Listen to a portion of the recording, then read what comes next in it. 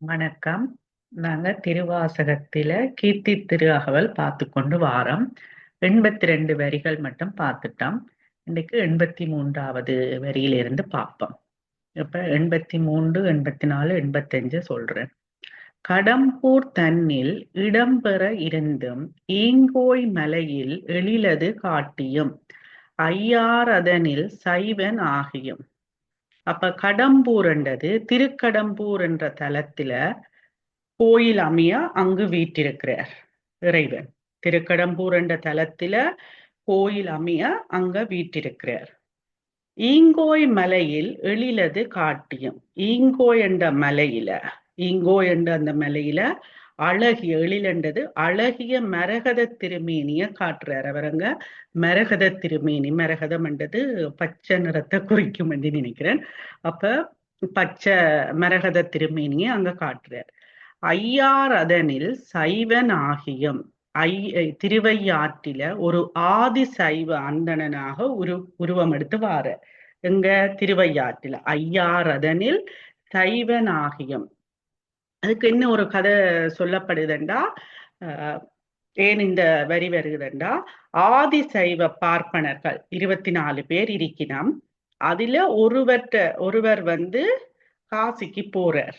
காசிக்கு போயிட்டு தன் மனைவியையும் மகனையும் விட்டுட்டு அவர் காசிக்கு போறார்.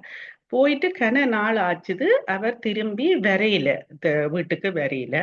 அப்ப அவருக்கு உரிமையான பொருட்களை, சொத்துகள் இருக்கும் தானே, சொத்து பொருள் அதுகள் எல்லாம் இருக்கும். அப்ப அத மற்றவர்கள் எடுக்க நினைக்கினான், கவர்ந்து கொள்ள நினைக்கும் போது, கருதிய போது, அப்பதான் இவர் ஆதிசைவ பிராமணனாக அங்க வாரார். அங்க போறார் தானே, அந்த பார்ப்பனர் காசிக்கு போனவர் தானே, அவரை போல சிவன் உருவம் எடுத்து கொண்டு அவை இந்த இத உதவி செய்கிறார் அவர்களுக்கு. அதுதான் ஐயார் அதனில் சைவனாகியம் என்று சொல்லப்படுது.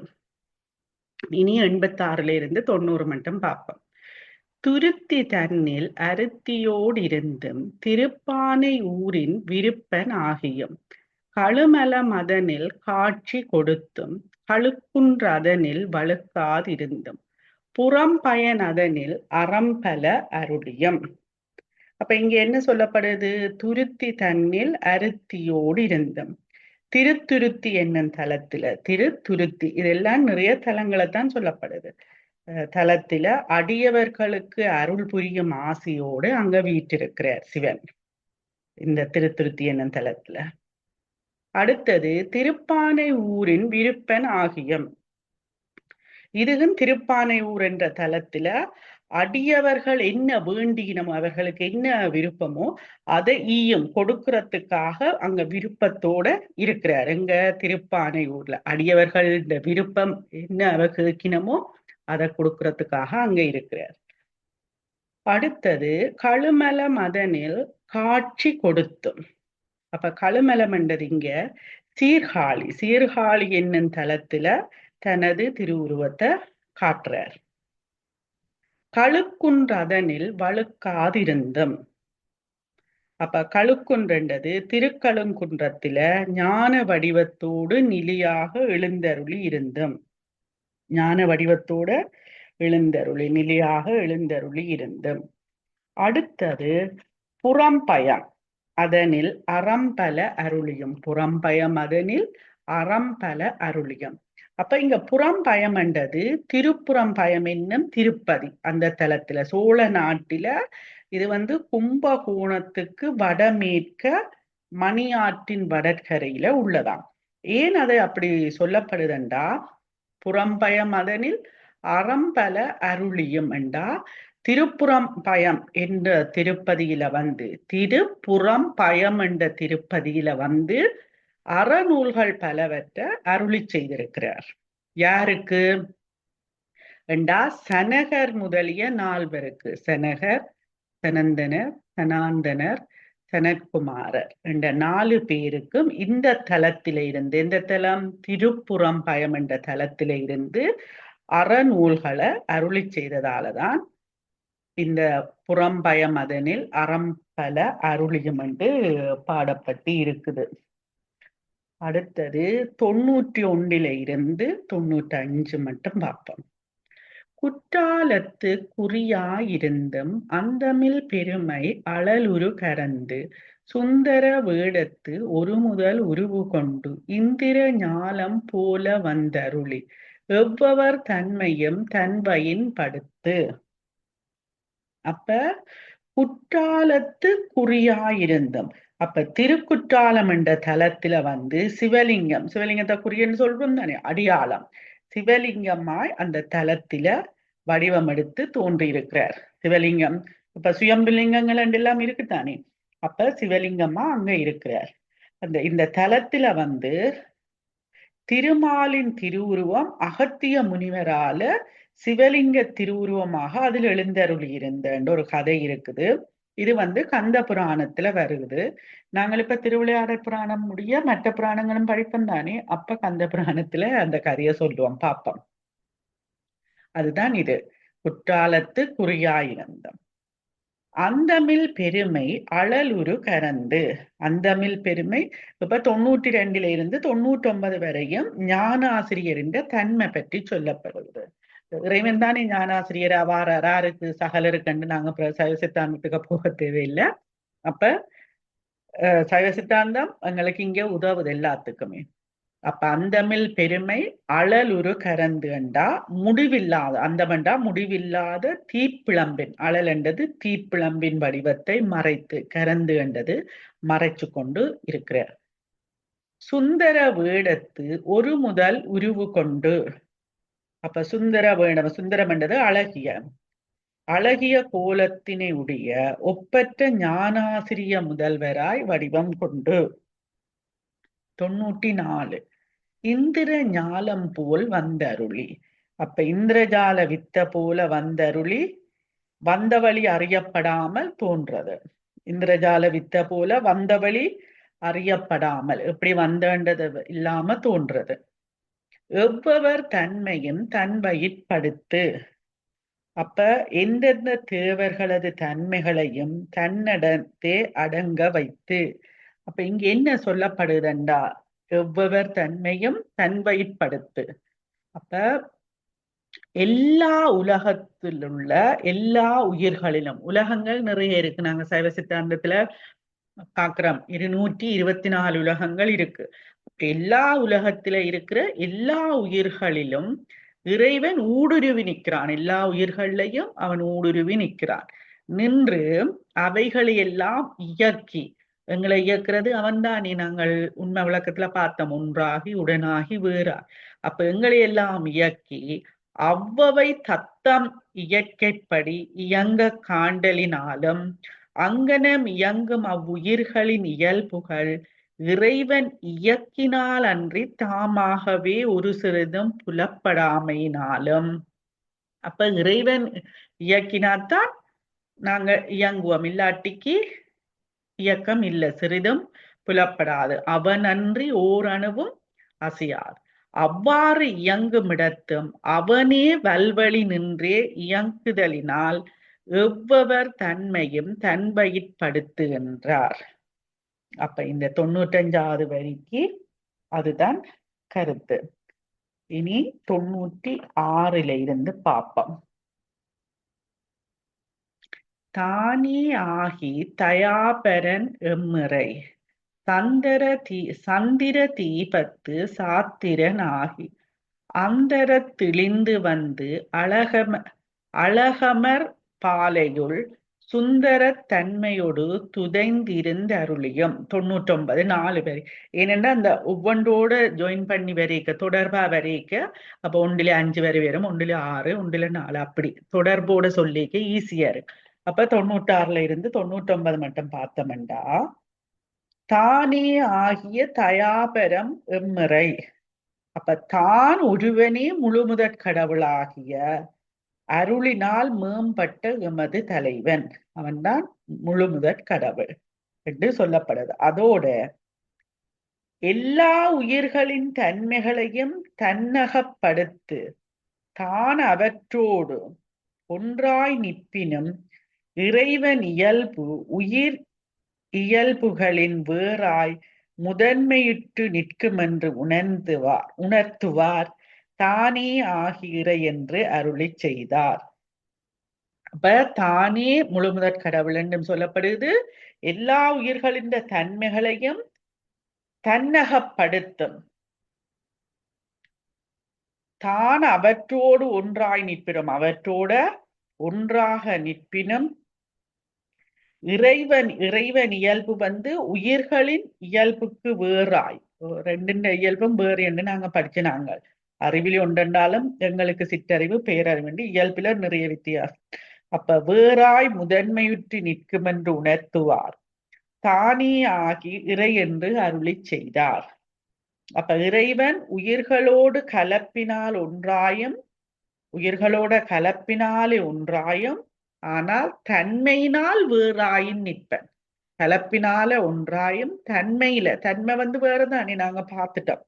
அப்ப தன்மையினால வேறாயின் நிற்பான்ன்றத மெய்கண்ட தேவ நாயனாரும் சொல்லி இருக்கிறார்ன்றதை இங்க எடுத்துக்காட்டு சொல்லினான்.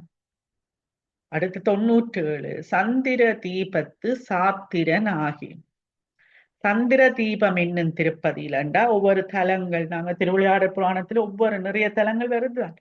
அப்ப சந்திர தீபம் என்னும் திருப்பதியில கலைவல்லூனாய் உருவு கொண்டு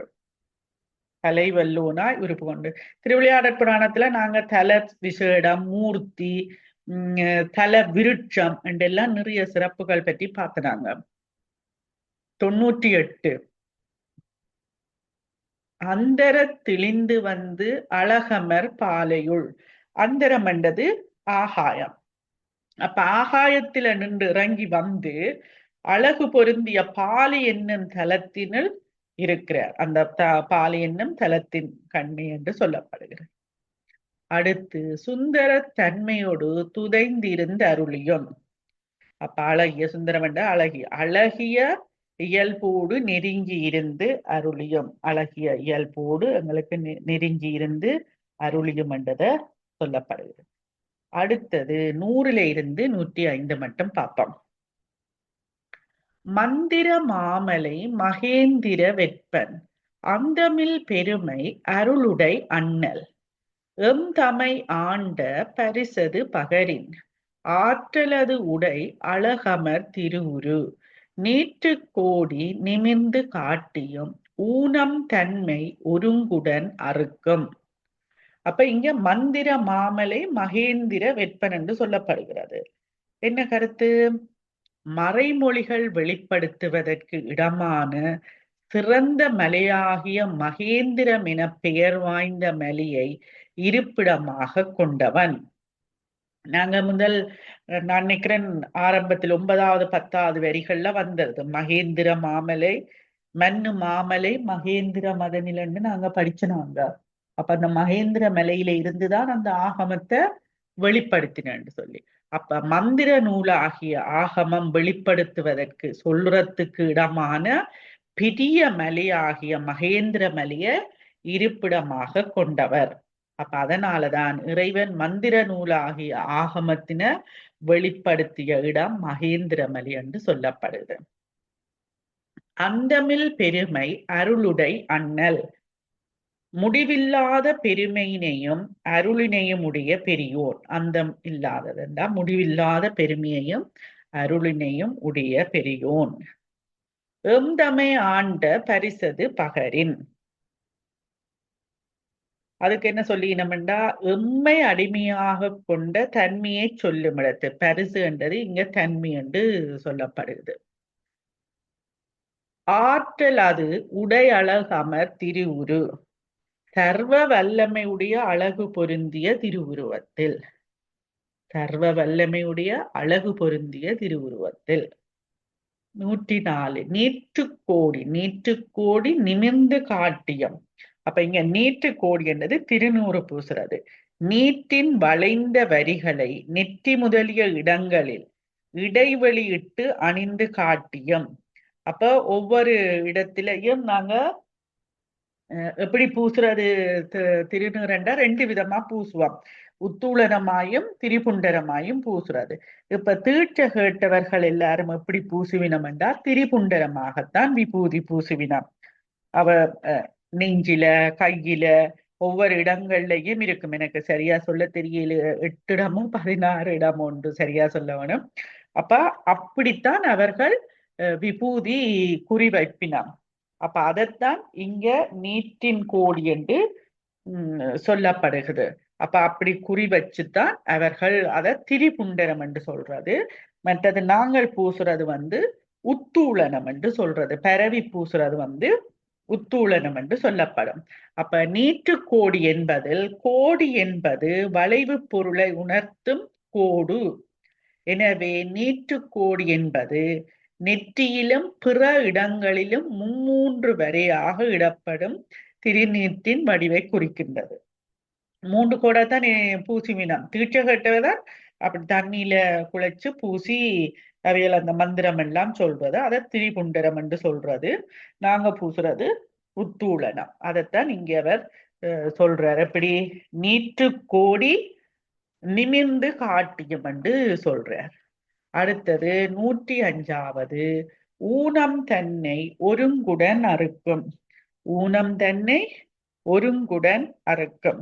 அப்ப அந்த விபூதி மார்பில, கையில, தோல்ல எல்லாம் பூசுவினம். அப்ப அதைத்தான் இங்க சொல்லி இருக்கிறார் எப்படி என்பது. அடுத்தது ஊனம் தன்னை ஒருங்குடன் அறுக்கும். கேட்டினை ஊனம் என்றது கேடிங்க. அப்ப கேட்டினை ஒரு சேர அளிக்கின்ற. அப்ப சிவானந்தம் பெருக்கெடுத்த காலத்து அதன்கட்படிந்த உயிரின் மலக்கரை முற்றும் கழுவப்பட்டு ஒளிதலின் ஊனம் தன்னை ஒருங்குடன் அறுக்கும் ஆனந்தம் என்ற. அப்ப எங்களுக்கு சிவானந்தம் பெருக்க இந்த மலம் அழுக்கு கரையெல்லாம் அழிஞ்சிடும். கழுவப்பட்டாத்தான் நாங்கள் அங்க பேரானந்தத்தில மூழ்கலாம் இறைவனோடு. அடுத்து 106ல இருந்து 110 மட்டும் பார்ப்போம். ஆனந்தமே ஆரா அருளியும் மாதின் கூருடை மாபெரும் கருணையன் நாத பெரும்பறை நவின்று கரங்கவும் அழுக்கடையாமல் ஆண்டு கொண்டருள்பவன் கழுக்கடை தன்னை கை கொண்டருளியும். அப்ப ஆனந்தமே ஆறா அருளியும் என்றது பேரின்பத்திலே ஆறாக தந்தருளியும். ஆறாக என்றது அந்த வழியாக. அப்ப பேரின்பத்தியே எங்களுக்கு ஆறாக அந்த வழியாக தந்தருளியும். 107 மாதின் கூருடை மாபெரும் கருணையன். அப்ப உமையம்மையரின் இடப்பாகத்தை உடைய மிக பெரிய அருளினை உடையவன். உமையம்மையின் நாங்க அர்த்தநாரீஸ்வரர் படிச்சோமே. உமையம்மையாரின் இடப்பாகத்தை உடைய மிக பெரிய அருளினை உடையவன். நாத பெரும்பறை நவின்று கரங்கவும். அப்ப நாதம் நாங்க பார்த்தோமே, நாதமாகிய பெரும்பறை பல்காலும் பயின்று ஒலிக்கவும். அப்ப அது ஒரு நாத தத்துவம். உலக தோற்றத்துக்கு மூலமாக இருக்கிறதாலே நாத தத்துவம் தானே உலக தோற்றத்துக்கு மூலமாதலாலும் ஒலி வடிவினதாதலாலும். நாதம் தானே, நாதம் என்றா ஒலி. ஒளி வடிவினதாலும் அதனை இறைவற்கு முரசாக உருவகப்படுத்தி கூறப்படுகிறது. அப்ப நாதம் உலக தோற்றத்துக்கு மூலமாகவும் இருக்குது, ஒலி வடிவினதாதலாலையும் அத இறைவற்கு முரசாக உருவகப்படுத்தி, அந்த முரசண்டி இருக்குத்தானே பாரு, முரசாக உருவகப்படுத்தி நாத பெரும்பறை என்றார். நாத பெரும்பறை என்றார். அடுத்தது 109. இப்ப 108 பார்த்தினாங்க. இப்ப 109 அழுக்கடையாமல் ஆண்டு கொண்டு அருள்பவன். அப்ப மும்மலங்களும் உயிர்களை சேராவண்ணம், 3 மலங்களும் உயிர்களை சேராவண்ணம் அவ்வுயிர்களை அடிமையாக கொண்டு அருள் செய்பவன். அப்ப 3 மலமண்டா என்ன? ஆணவம், கண்மம், மாயை. அழுக்கடையாமல் என்றது உயிர்களை பற்றி நின்ற ஆணவம், கண்மம், மாயை என்னும் மும்மலங்களும் மீண்டும் பயிற்சி வயத்தால் பற்றாமல். அழுக்கடையாமல் என்றா திரும்பவும் இந்த 3ம் எங்களுக்கு வராமல், பற்றாமல். 110 கழுக்கடை தன்னை கை கொண்டு அருளியும். அப்ப முத்தலை வேலை திருக்கரத்தில் தாங்கியும். அப்ப முத்தலை வேல திருக்கரத்தால் தாங்கியம் என்றா இந்த முத்தலை என்றது கழுக்கடை, முத்தலை வேல், மூவிலை வேல், சூலப்படை என்பன ஒரு பொருள் சொற்கள் என்று சொல்லப்பட்டிருக்கு. எல்லாமே ஒரு பொருள் சொல்லுத்தான். அப்ப மும்மலங்கள் என்றா ஆணவம், கண்மம், மாய. மும்மலங்களாகிய அழுக்கு உயிர்களை சார்ந்து வருத்தாமல், இதுதான் எங்களை உயிர்களை சார்ந்து வருத்தாமல் அவ்வுயிர்களை ஆண்டு கொண்டருளும் இறைவன். அப்ப இந்த மும்மலங்களும் உயிர்களை சார்ந்து பிடிச்சு வருத்தாமல் உயிர்களை ஆண்டு கொண்டருளும் இறைவன் அம்மும்மலங்களையும் நீக்குதற்கு அறிகுறியாக, அந்த 3 மலங்களையும் நீக்குதற்கு அறிகுறியாக இச்சா ஞானா கிரியா சக்திகள் உடையனாய் இருத்தலின் அம்மூன்று சக்திகளையும் முத்தலை வேலாக உருவகப்படுத்தி கூறுவர். அப்ப இச்சா கிரியா ஞானா எதுக்கு? இந்த மும்மலங்களையும் நீக்கிறதுக்கு அறிகுறியாக இந்த மூன்றையும் சொல்றதால முத்தலை வேலாக உருவகப்படுத்தி சொல்லினோம். எல்லாத்துக்கும் உருவமானம் உருவகம் வேறு, உவமானம் என்றது வேறு. அப்ப இங்க இத உருவகப்படுத்தி சொல்லி இருக்கிறோம். அப்ப நாங்க இன்னைக்கு 83 இருந்து 110 வரிகள் மட்டும் பார்த்திருக்கிறோம். 146 வரிகள் இருக்குது கீர்த்தி திருஅகவல்ல. அப்ப அடுத்த வகுப்புல நிறைவு செய்யலாம் என்று நினைக்கிறேன். பிறகு நாங்க திருவண்ட பகுதியை பற்றி பார்க்கலாம். திருவாசகத்துல 51 பகுதிகள் இருக்குது. இப்ப நாங்கள் சிவபுராணம் பார்த்துட்டோம். இப்ப கீர்த்தி திருஅகவல் பார்த்து கொண்டிருக்கிறோம். நன்றி.